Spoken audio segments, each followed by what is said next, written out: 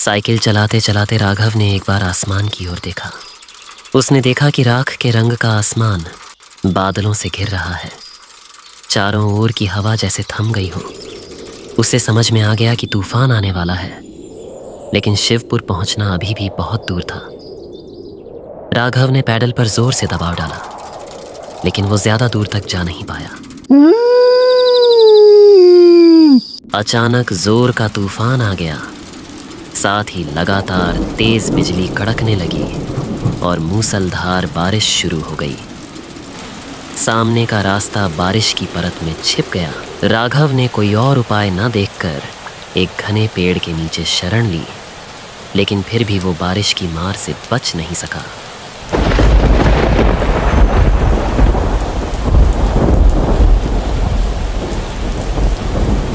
हे भगवान, इस तूफान को रोको, मेरी रक्षा करो। इस तूफानी बारिश में मैं कहाँ जाऊंगा? गांव भी पहुंचना है जल्दी। अब मैं क्या करूं? थोड़ी देर के बाद बारिश रुक गई।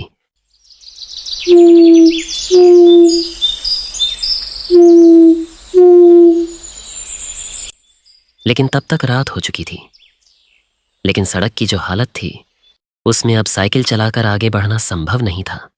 हे भगवान, मेरी ही नसीब क्यों खराब है? अब मेरी साइकिल को चलाकर भी नहीं ले जा सकता। अब तो लगता है इसे उठाकर ही ले जाना पड़ेगा।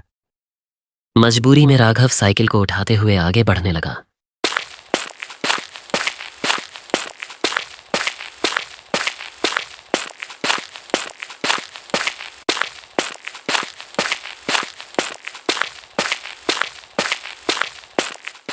लेकिन थोड़ी दूर जाकर उसे समझ में आया कि वह रास्ता भटक गया है। वह सोच में पड़ गया कि अब क्या करें।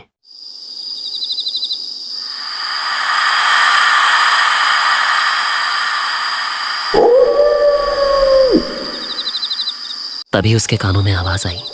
क्या आप रास्ता भटक गए हैं? राघव चौंक कर देखने लगा। उसने देखा कि धुंधले अंधेरे में एक छाया मूर्ति खड़ी है। कौन हो तुम?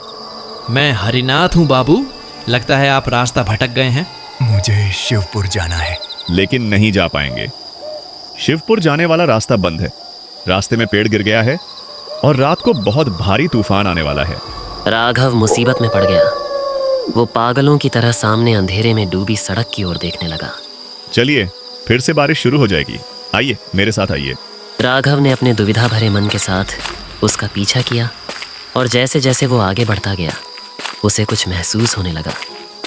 जिस वक्त से वो आदमी उसके पास आया है, तभी से राघव को भीगी हवा में किसी जली हुई चीज की गंध आ रही थी। साइकिल लेकर वो तेजी से आगे बढ़ा।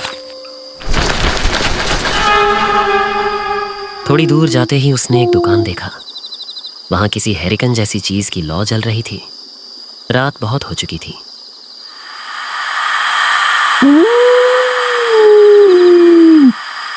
आइए बाबू, यही मेरी चाय की दुकान है। राघव ने साइकिल को गाब के दुकान के पास रख दिया। उसने देखा कि एक तरफ एक चूल्हा है और उसके चारों ओर चाय बनाने का सामान रखा है। थोड़े बहुत मिठाई बिस्किट रखे हैं। राघव हैरान हो गया, यह सोचकर कि इतनी सुनसान जगह पर इस चाय की दुकान में आखिर चाय पीने कौन आता होगा। बैठिए बाबूजी, मैं चाय लाता हूँ। राघव कमरे में रखे टेबल पर जाकर बैठ गया। बाहर फिर से तूफान शुरू हो रहा था। बिजली चमक रही थी और गड़गड़ाहट के साथ कड़क रही थी।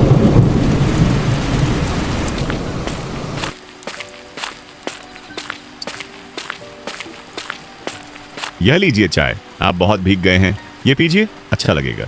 इतनी जल्दी चाय बनाकर ले भी आया? हैरानी की बात थी। राघव चाय की चुस्की लेने लगा। चाय खत्म करके उसने पूछा, यहाँ चाय पीने कौन आता है इतनी सुनसान जगह में? पहले कुछ दूरी पर एक बस स्टैंड था, तब लोग आया करते थे, और अब आप जैसे कोई आता है। उस आदमी की बातों में क्या था कौन जाने, लेकिन राघव का सीना एकदम से सिहर उठा। उसको कुछ असहजता महसूस हुआ। राघव ने देखा कि बारिश की बूंदें अब और भी तेज हो गई हैं। तूफान की रफ्तार भी काफी बढ़ गई है। बिजली लगातार गिर रही है। लेकिन एक चीज देखकर उसे बहुत हैरानी हुई। इतनी तेज आंधी के बावजूद कमरे का लाइन बल रही थी। हैरानी की बात तो यह थी कि इस सुनसान जगह पर बिजली कहाँ से आ रही है थी। न जाने क्यों राघव को लगने लगा कि उसके चारों ओर जो कुछ भी है वह सच नहीं है, जैसे कोई जाल है जो चुपचाप उसे अपने भीतर लपेट रहा हो।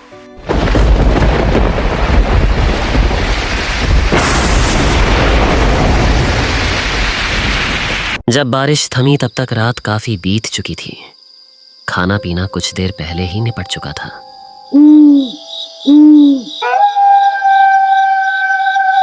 कहाँ गई गौरी? बाबू को पान नहीं दिया? डरने की कोई बात नहीं है, मैं और गौरी तो है ही। राघव ने हल्के से सिर तो हिलाया, लेकिन उसके सीने में एक बार फिर से टीस सी उठी, जैसे उसकी छाती के भीतर कोई धीरे धीरे उसे कुछ समझाने की कोशिश कर रहा हो। जैसे ही नुपुर की झंझनाहट कानों में पड़ी, वह हल्के से चौंक कर देखने लगा। गौरी धीमे कदमों से आगे बढ़ रही थी। उसकी आंखों में जैसे कोई खास इशारा था जो उसने हरिनाथ की ओर किया। हरिनाथ ने भी जरा सा गर्दन हिलाकर कुछ जताया। यह बात राघव की नजरों से छुपी नहीं रही। लीजिए बाबू, पान। मेरा मतलब है खाइए, खूब पसंद से खाइए। कौन जाने कॉल क्या होगा, इसीलिए आज अच्छे से खाइए। अरे डरिए नहीं, गौरी के हाथ के पान खा के आप जिंदगी भर नहीं भूल पाएंगे। राघव कांपते हाथों से पान उठाकर खाने लगता है। राघव ने जैसे मशीन की तरह पान को मुंह में डाल लिया। हरिनाथ कमरे से बाहर चला गया।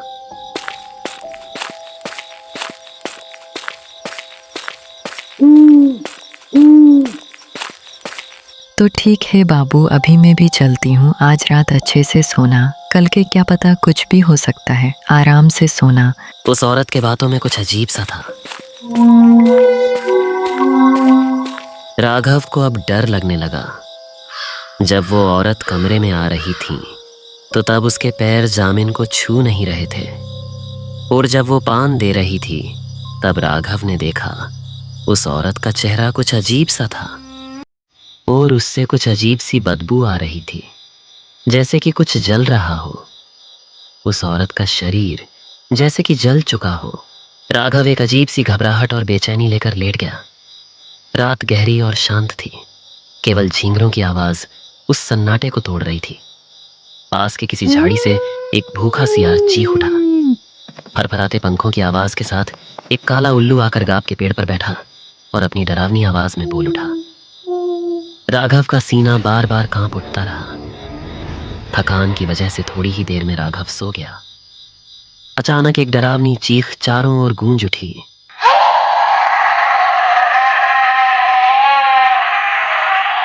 राघव अचानक बिस्तर पर उछल कर बैठ गया। उसने पागलों की तरह इधर उधर देखा। वो डर डर के बाहर की तरफ चल पड़ा।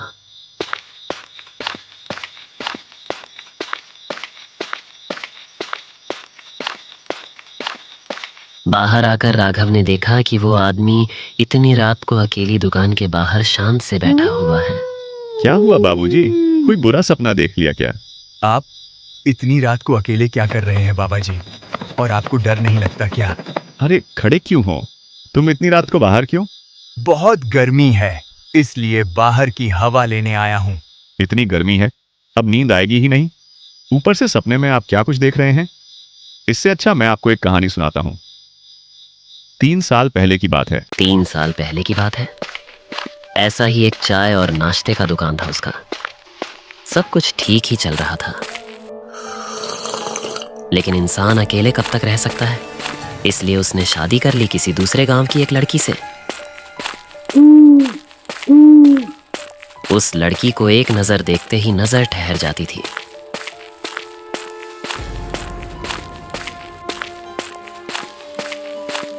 बहुत लोग कानों कानों में फुसफुसाते रहे, यह तो जैसे गोबर में कमल का फूल होगा तो उसके चाहने वाले भी होंगे। खैर, दुकान में भीड़ बढ़ने लगी और उसकी बीवी ने भी हाथ बटाना शुरू कर दिया। उसकी चाय की दुकान में विक्रम रोज चाय पीने आने लगा। 1 कप चाय पीता था, लेकिन 1.5-2 घंटे तक बैठा रहता। उसकी बीवी की तरफ उसका नजर है, ये समझ में आ रही थी उस आदमी को, लेकिन नई दुल्हन के बारे में ऐसा कुछ सोचने को उसका मन नहीं मान रहा था। इतनी सुंदर पत्नी के बारे में कोई आदमी कैसे सोच सकता है ये सब? वो आदमी भी नहीं सोच सका। ऐसे ही दिन कट रहे थे।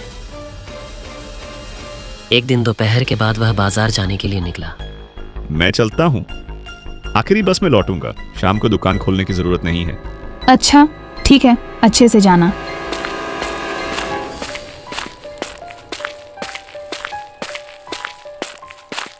बाजार में खरीदारी करते करते वो समझ गया कि तूफान आने वाली है, इसलिए जल्दी सामान लेकर वो घर की ओर निकल पड़ा।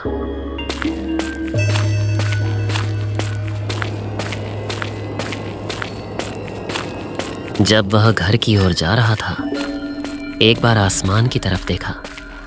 लगता है बारिश होने वाली है। बीवी अकेली है, अकेले डर जाएगी। लेकिन तब तक उसने सोचा भी नहीं था कि थोड़ी देर में क्या होने वाला है। आंगन में आते ही घर के अंदर से एक हंसी की आवाज आने लगी।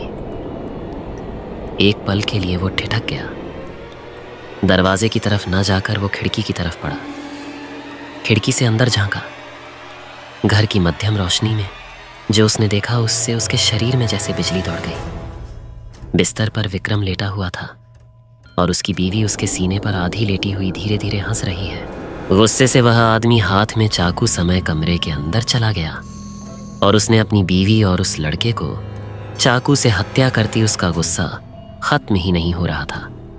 इसीलिए वह अपने साथ पूरी दुकान और घर को जला देता है। पार्ट 2 देखने के लिए कमेंट करें।